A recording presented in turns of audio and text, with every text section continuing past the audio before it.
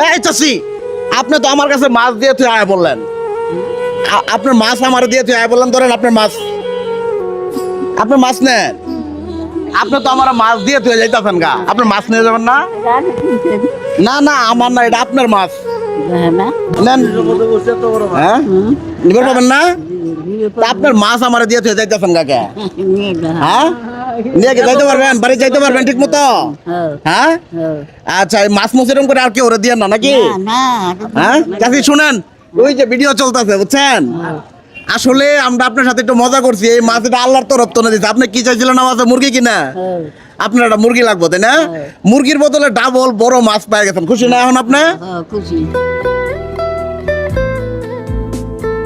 আসলে আপনাদের কাছে তেমন কোনো কিছু চাওয়ার নাই। এই যে স্ক্রিনে যে ইউটিউব চ্যানেলটা দেখতেছেন, শুধু সাবস্ক্রাইব করবেন। আপনাদের সাবস্ক্রাইবের কারণে এরকম অসহায় মানুষের মুখে একটু হাসি ফুটবে।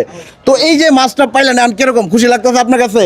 খুশি তো আপনার আপনারা খুশি, রান্না করে আল্লাহ তো চিন্তা করেন, হ্যাঁ এটা যাইতে দেন, এটা যাইতে দেন। আল্লাহ খুশি করি। মাছটা নিয়ে আপনি যেতে পারবেন তো নাকি? হ্যাঁ, তাহলে একটা হাসি দেন। এখন বাড়ি যাবেন গা নাকি আরো ঘুরবেন? বাড়ি যাবেন গা তাই না? ওই যে আপনার টাকা ফেলাই দিচ্ছেন।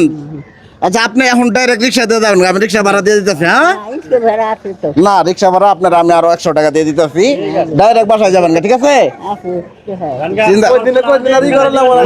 যান, রেস্ট করবে না? আচ্ছা ঠিক আছে। একটা জিনিস সবচেয়ে অবাক লাগলো, এই কাকি আমার কাছে হঠাৎ কইতেছে যে বাবা আমার একটা মুরগি কিনে দিবেন। আসলে আমি অনেকক্ষণ থেকে এখানে দাঁড়া এরকম একটা মানুষ খুঁজতেছিলাম যে কারে মাছটা দেওয়া যায়। তো আল্লাহর তরফ থেকে আমারও একজন মানুষ দিয়ে দিছে। এই যে কাকি যে হঠাৎ আমার মাছটা এইভাবে দিয়ে থেকে গেল, বাবা মাছটা পাইলো আল্লাহর তরফ থেকে, আসলে এই বিষয়টা আপনাদের কাছে কেমন লাগতেছে?